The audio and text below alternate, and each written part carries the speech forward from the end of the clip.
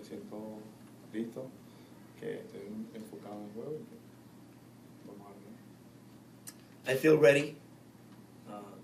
Just focus on the game, and just like any other game, just prepare for that game.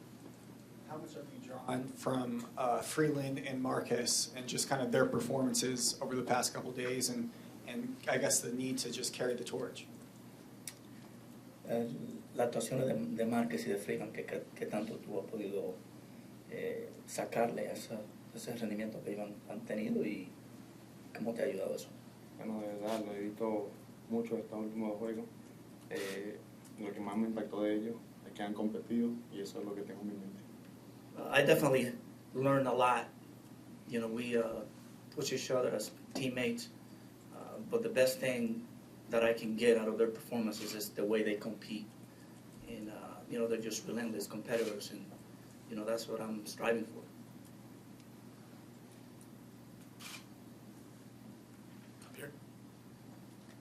As you were watching the game go on last night and your teammates, were you pretty confident that you were going to end up starting in game one, or was it still up in the air at that point? El juego ayer, viendo el juego, que si tú tenías la confianza de que a medida que el juego fue pasando, que tú ibas a ser el abridor número uno, entonces porque nosotros pasáramos para esta serie. De verdad no sabía que me iba a tocar hacer el abridor número uno, pero lo tenía siempre en mi mente. Y lo que más tenía en mi mente era ganar el juego de ayer. Biggest thing was to win that game last night. It definitely crossed my mind, the possibility of starting tomorrow, but it wasn't a priority. Down here in front. Senza, any thoughts on Christian Yelich and how to approach him, attack him, guy who can hit for power and average? I just got on my mind, throw a quality pitch and compete. Is this a team that you've really studied a lot these last couple days or since you found out you were starting? And how much, I guess, do you know them or do you have to study film or whatnot? Yeah, we studied them a lot. I just got on my mind, keep it making pitches, quality pitches, and compete for the team, give the chance to win. I think we'll adhere to rule number one, which is be ready for anything, which our guys will be. Whichever way they start this game out, we'll be ready for any number of pitchers that might come our way. We've probably faced most of them at some point, so there's some history. Again, I think the ultimate challenge is just to have good at bats. Play baseball. Have a good approach against any pitcher that the Brewers throw out there. So, I think that's the thing that will stand out for us coming to the ballpark tomorrow. Is whoever that might be. We know those pitchers. We've faced them. So let's have good at bats. Let's do what we do. Buddy, Senza going today. Do you have projected starters for Friday and Sunday? Well, yeah, we're working through some things. Senza's going to throw tomorrow, and we're probably leaning towards Tyler Anderson on Friday. Nolan Arenado, this is his first, extended postseason series. Is this a good chance for him to kind of show off to the country, what he has, and I guess really just embrace that playoff spotlight that he relishes? Sure. I mean, not only Nolan, Kyle, but everybody. Our entire team, I think, is on this stage, and hopefully it gets bigger as we go. But I know this means a lot to Nolan. I know that he has said that, obviously, about where he's hoping that this club gets to, and now we're here, to hopefully to keep going and play in these types of games. But it's also the same for Charlie and DJ and Cargo and Desi, our core position players. Trevor, even though he's a 3-year player, this is a great stage for him as well. So all our guys, man, they're excited about it. They're pumped to be here, as you can tell from last night. Over here, Tom. Tom, good to see you. Hey, Bud, how are you doing? I'm well. Good, congratulations. Hey, what do you make of what Yelich has done in the second half? If you look at his numbers, it's also right there, crazy good, and then even better the last 3 or 4 weeks. What do you make of that, and what do you do in a guys? And I know you've got some hot guys too. Well, what a player. I think, we've seen him grow up, right? I mean, obviously, we haven't been in the division as Christian has in the NL East or in the Central. But, I've seen enough of him to see a talented player emerge, right? I mean, that's what's happened, is his emergence as a, what a all-around great player. We saw it recognized by an all-star berth, and just this second half has been phenomenal. What he's done, and what I appreciate is doing it in September. What he's done, that tells you a lot about a player, what they do when the stakes are the highest. So I mean, good for him. And I got to meet him at the All-Star game and engage with him a little bit, which is great. You can't engage with everybody, but I found time to engage with him. And what a nice kid. I mean, really, really great to talk to, and really, in a way, humble and sort of shy, right? I mean, that's sort of how I got it. But what a great kid. So I'm very happy for him. If I may follow up, was Trevor's story a little bit like that for you guys down the stretch? A little. I think probably, maybe. I say the whole year of Trev was really good, and then down the stretch, obviously not Yelich numbers, but there were some big performances. The 3 home run game. And there were some other big nights from Trevor. But yeah, you could make sort of a comparison of really the emergence of those two, and Trevor's second half. Got him in the conversation about the MVP, right? Especially the last 6 months when, all that talk starts to really heighten. Trevor became, a name in there with Nolan and Yelich and Carpenter and Baez and all the guys that are being talked about. So it's really cool for Trevor. Second row. Number of times during the year you would mention there's nothing wrong with a starting pitcher going 6 innings or 7 innings, and you've had that a lot from your guys. Right. It's kind of counter to the trend in baseball right now with your opponent here. Right. Is that starters going with some length for you guys? How much is that result of talent, and how much is old school philosophy? I think it's more talent, and I think if you have those types of pitchers who have that talent, who can, work their way through, 6, 7 innings, 3 times to a lineup, and you feel good about where they are, stamina-wise, stuff-wise, still having the ability to make pitches, when you get to pitch 80 to pitch 110. I think over the long haul of the regular season, that works, right? I still think that works. As it relates to a playoff series, which is different than a playoff game, right? Because anything can happen. You got to watch that game with a real critical eye. A one-game situation like last night, you have to watch it, and the ability to do that is great. But if you have a poor performance, man, you're out of there early. But in a playoff series, and maybe 5 games a little bit different than 7, but you have your pitching staff, you have your roster, you have your maybe 7, 8 relievers, whatever that might be, 4 starters. It's all talent related.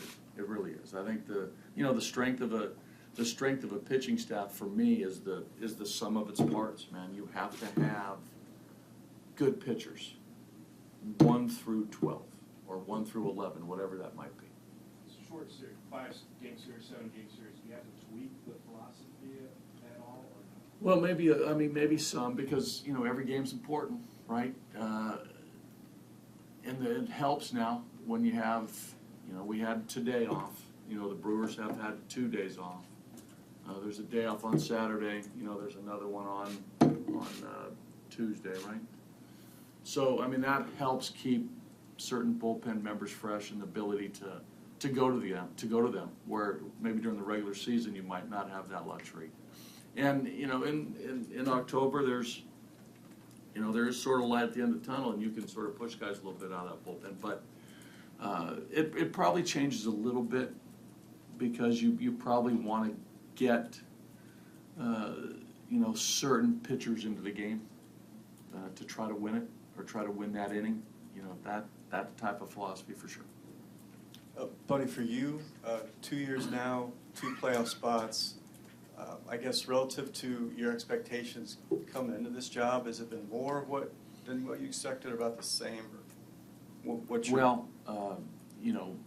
Coming into this job, I knew the Rocky organization, from a player perspective, right? Just the big league level, watching Nolan, watching Charlie, DJ, not many of the pitchers I saw, from the other side.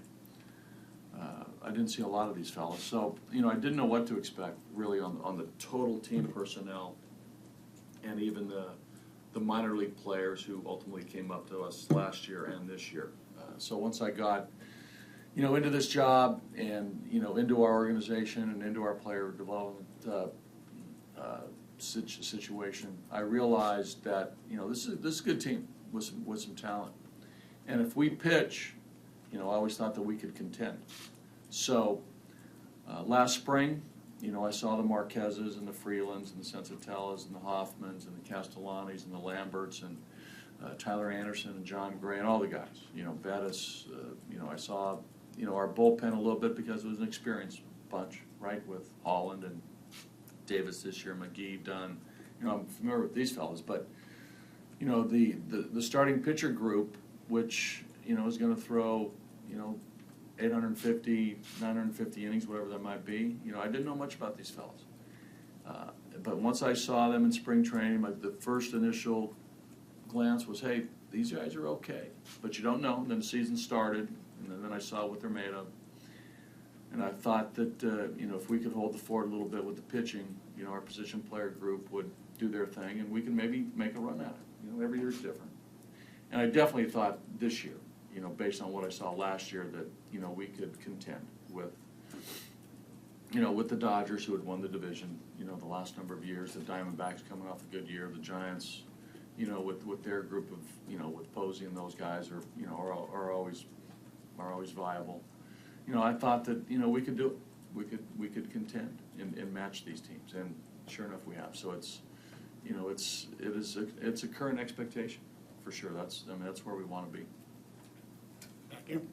But over here, getting back to the bullpen theme a little bit, given how you leaned on your relievers to get here, and given how those guys operate on the other side there, can it be understated just how much this series might hinge on the performance of either bullpen? Well, I think that's the case. Nowadays in the current game, where the bullpen, plays a huge part of successful postseasons. I lived it in Anaheim, with our group when we won the World Series. Going back to my playing days, it was a different era where starting pitchers threw complete games. Brett Saberhagen threw 2 complete games in 1995. Charlie Leibrandt pitched into the 9th inning in 2 of his starts in '85. You look at the Cardinal starters in '85. You look at their innings pitched. It's a different ballgame now. The specialization has taken over, and the bullpen usage is way different. So it's imperative that bullpen success and playoffs happen. For W's. That's just the way it is. It's going to hinge on that for both teams. It's going to hinge on that, I believe, in every series that's played. Now, some of these playoff teams have certain types of pitchers that, can really dominate a game. The Verlanders and Sale and some of these other fellas, and we feel that on a given night some of our guys might too. Whether it's Buehler, Kershaw, they have that capability, and down the line.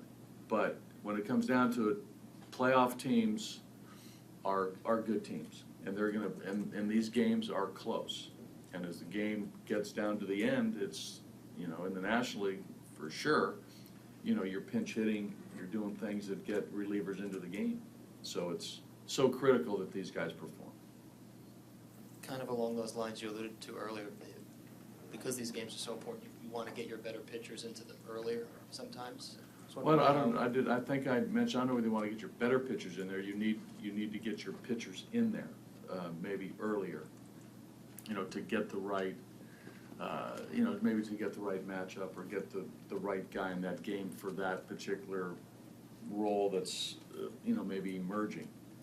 So, you know, that's where the, you know, the talent of your bullpen has to be there, because you never want to bring in a lesser pitcher at any point during as the game unfolds, right? And that's why you have to have good pitchers, and you have to have depth. For a guy like Adam, how early can you see deploying him in a game? Earlier? Well, you know, yesterday we brought him in the 7th inning. I would think that you know, that's probably you know, where you know, we look at that. Now, if there's a, you know, certain situation in some type of game where it's the 6th, you know, maybe. I mean, I could see that potentially, but you know, we feel comfortable with a lot of our other guys, you know, in the 5th or 6th inning. But it's not out of the question to bring Adam in the 6th inning of a certain type of game and the ramifications of that game. Last week, the Brewers started Dan Jennings for one batter against Matt Carpenter to lead off the game. Would you give any thought to, you know, flipping Blackmon and LeMahieu to start the game to counter that? No. Is he starting tomorrow? They haven't said.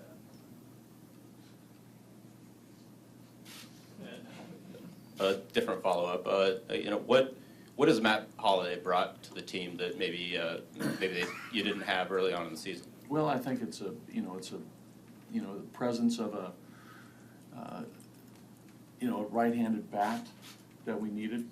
I think our left-handedness, especially in the outfield and on the bench, was heavy. You know, with Cargo and David Dahl and Parra and McMahon,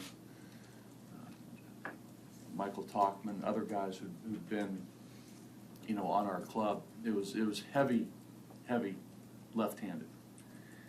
We had Noel Cuevas come up and do a little bit of fine work for us, but you know, we felt that Matt might bring us another element of power, experience.